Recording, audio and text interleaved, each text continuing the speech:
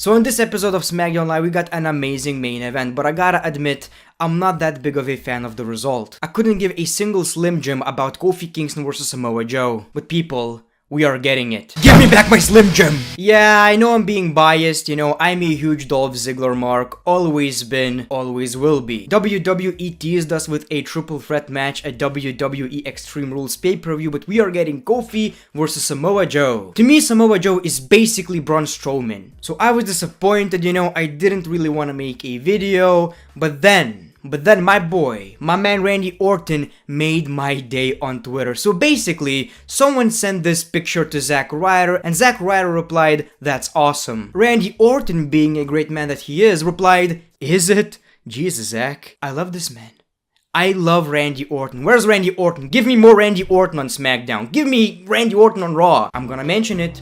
I didn't mention that on my previous video, but I'm gonna mention it. Randy Orton on Raw.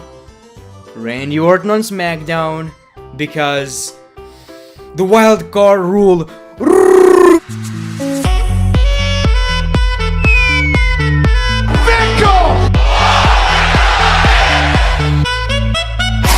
But you gotta make Roman look really strong. The best in the world! Welcome back to another episode of Greatness of SmackDown. A decent episode. I actually really enjoyed it. It's just that I found it to be a little bit disappointing because WWE teased us with an amazing matchup and then they took it away from us by giving us Kofi Kingston versus Samoa Joe. Very predictable as well, but in this case, for example, I care about Dolph Ziggler. I always will, and that's just me being biased. Maybe you don't care about Dolph Ziggler, you care about Samoa Joe. I completely understand that, and that's fine. Give me back my Slim Jim. Anyway, so we are getting a normal match, maybe an Extreme Rules match, that would kind of fix it in my opinion, but Kofi versus Samoa Joe doesn't really interest me because I don't really want to see Samoa Joe as the WWE champion. He's a great promo, but he never actually delivers. And it's not like with Dolph Ziggler. Dolph Ziggler doesn't look like a machine, he looks like a normal dude. Samoa Joe looks like a monster, but he cannot win the big one. The show opens up with a shot of Shane McMahon backstage. Shane cuts a promo on Reigns and says that The Undertaker won't be the only dead man at Extreme Rules. Shane tells everyone on SmackDown to be on their best behavior tonight because quite frankly, he's pissed. Ooh, Shane McMahon is pissed. WWE Champion Kofi Kingston comes out to the ring with Big E and Xavier Woods. Kofi gets on the mic and talks about his feud with Samoa Joe and their upcoming match at Extreme Rules. Explain me this. Explain me how Samoa Joe lost the United States Championship clean as a whistle and he got a WWE Championship title opportunity. So instead of WWE actually putting Samoa Joe in a number one contenders match on Raw or SmackDown, main event, Total Divas, I don't give a crap. Instead of doing that, they dedicate an hour of television every week to Shane McMahon. I really don't get it. It makes no sense whatsoever for Samoa Joe to be the number one contender. And that exact same thing happened with Dolph Ziggler as well. I understand that completely. But is it too hard to put Samoa Joe in a number one contenders match against Dolph Ziggler if that's... Well, Ziggler didn't win the match. He's not in a triple threat match. So instead of doing Kofi versus Ziggler, why couldn't you do Samoa Joe versus Dolph Ziggler for the number one contenders match? It would achieve the same result, but it would also make just a little bit more sense. Dolph Ziggler quickly comes out to interrupt and he trashes Kofi and says he should be the champion right now. He also announced that he talked with WWE management and if he wins against Kofi Kingston tonight in a 2 out of 3 falls match, he will be added to the match to make it a triple threat WWE Championship match. So like I've said, I thought it was pretty obvious that Dolph Ziggler is going to win the match. Anyway, so WWE has this new rule, which I find to be very, very stupid. So basically, let me explain. Because WWE don't want a lot of commercials during matches, they don't want that little screen, interrupting a match. They do 2 out of 3 falls matches. So basically, after the first fall, they cut to a commercial, they go back and we continue with the match. It's very convenient, but then again, it makes no sense whatsoever because it's a match that I would like to see twice a month, maybe. I wouldn't like to see it twice a day. Like, seriously, we got so many 2 out of 3 falls matches on Raw and SmackDown, like 4 or 5, maybe even 6, I'm not quite sure. By that logic, I believe we should expect a 2 out of 3 falls match every week right now. And I'm not a big fan. Daniel Bryan and Rowan are shown backstage walking towards the gorilla position, and we got another one of Bray Wyatt's puppets. The Miz wanted to get into Shane McMahon's locker room, but Elias didn't allow him to do that. He was playing guitar until The Miz got angry. Anyway, The Miz got tired of it. Shane McMahon came out of the locker room and said that, "I will allow The Miz to face me tonight if he can beat you." In a 2 out of 3 falls match, of course. Then we got Big E and Xavier Woods versus Daniel Bryan and Rowan. Really entertaining match. I especially loved watching Xavier Woods versus Daniel Bryan. Sometimes you forget how great Xavier Woods actually is in the ring. And once he will be a singles competitor, if he will be a singles competitor, I hope he will shine. I hope he will get a decent push. Something that I don't like about the New Day is that Kofi Kingston is not coming out by himself. Like, I don't appreciate the fact that it always feels like a tag team rivalry, and you know, it kinda makes you think that Kofi Kingston is not that legit. So hopefully in the future, Kofi Kingston is going to have his rivalries and the New Day are going to have their rivalries. You know, he's a babyface. It doesn't necessarily make a lot of sense to get so much help from the New Day. After the match, Kevin Owens and Sami Zayn hit the ring and attack Big E and Woods from behind. Rowan gets in the ring and joins in on the beatdown. Heavy Machinery comes out for the save. Tucker clotheslines Owens out of the ring and Otis body blocks Sami out of the ring. Rowan drops Otis, but then Tucker super kicks Rowan. Big E gets up and clotheslines Rowan out of the ring. Heavy Machinery, Big E, and Woods high five in the ring as we go to commercial. Then we got Big E, Xavier Woods, and Heavy Machinery versus Kevin Owens, Sami Zayn, Rowan, and Daniel Bryan. Gotta love these 8-man tag team matches. Well, at least they are not in the main event. Although I gotta say, does that necessarily mean that Kevin Owens and Sami Zayn are now a tag team? I really hope so, because that match made the SmackDown Live's tag team division look a little bit more legit. Yes, I understand that Kevin Owens is from SmackDown, Sami Zayn is from Raw, but does that even matter anymore? I really don't think so.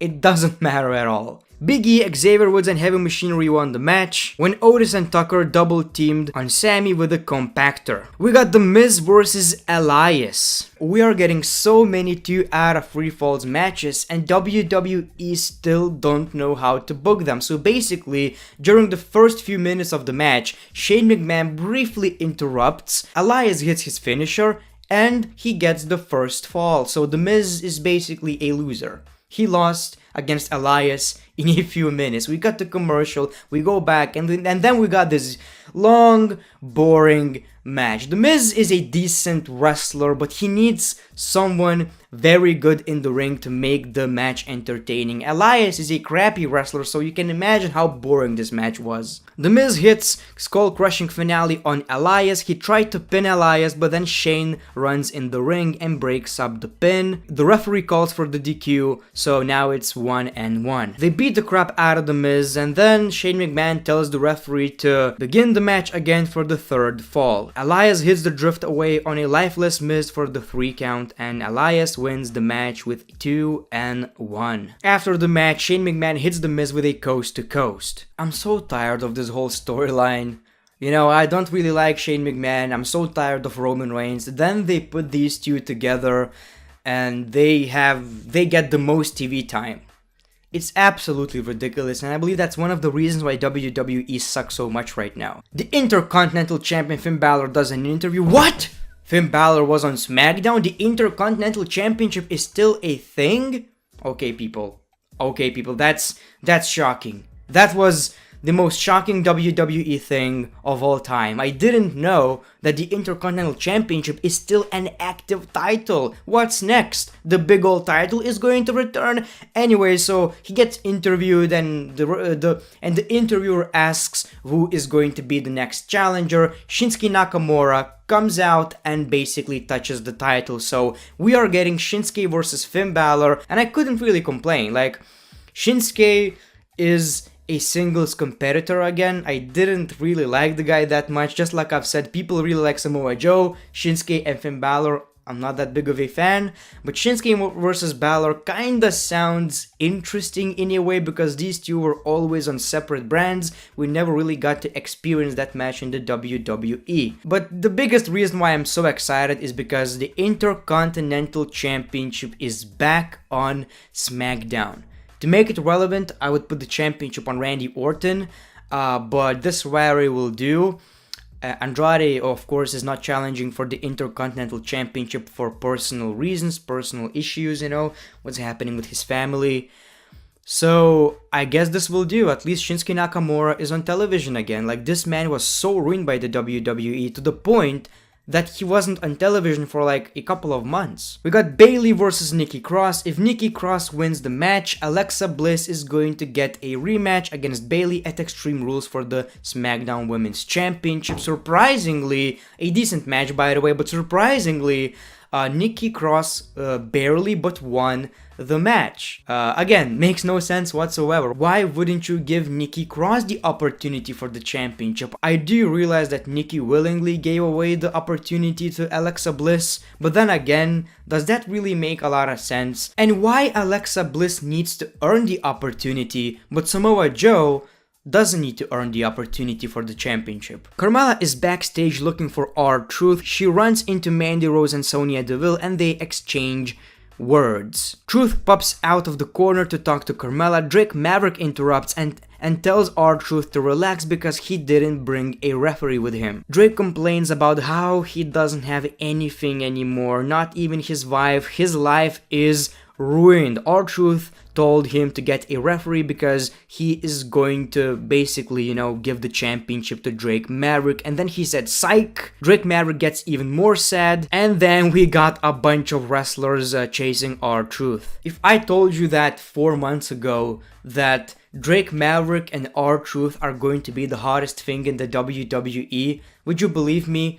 Probably not, but they are. We got Ember Moon versus Sonya Deville. Mandy Rose is at ringside, and Sonya won the match by a distraction from Mandy, and that was a pretty short match. What are they doing with Ember Moon?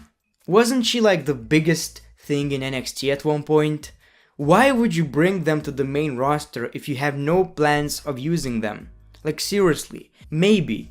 Just maybe if EC3, for example, stayed in NXT just for a little longer and became the NXT World Champion, maybe right now he would be a mid-carder on the main roster. And of course we got Kofi Kingston versus Dolph Ziggler. Kofi Kingston takes the first score. After the commercial, Dolph Ziggler super kicks Kofi Kingston and now it's tied. It was a very entertaining match, bunch of cool moments, and that ending was absolutely unbelievable. A bunch of reversals, he reversed a super kick, he reversed a Trouble in Paradise. But after a few reversals, Kofi Kingston hit Trouble in Paradise and pinned Dolph Ziggler. Very disappointing. I believe that WWE missed a big opportunity of making it into a very entertaining match. A triple threat match for the WWE Championship. You have Kofi, Ziggler, Samoa Joe. I believe it would be entertaining, and that was actually rumored. The rumored match was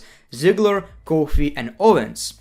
But we are getting a one-on-one match. Maybe it's going to be a triple threat match, but it's not gonna be with Dolph Ziggler, so I'm very disappointed, but I really hope that Dolph Ziggler is going to be in a mid-card championship rivalry or something like that, but you never know with Dolph Ziggler. They always put him in big rivalries, and once he loses, he becomes a total jobber, like a complete jobber. Anyway, so that was a decent episode of SmackDown, mostly for the main event, a very good match. But unfortunately, Dolph Ziggler is not gonna be at Extreme Rules facing Kofi Kingston for the WWE Championship. It's going to be Samoa Joe versus Kofi Kingston. If you like Samoa Joe, that's completely fine. I'm not blaming you.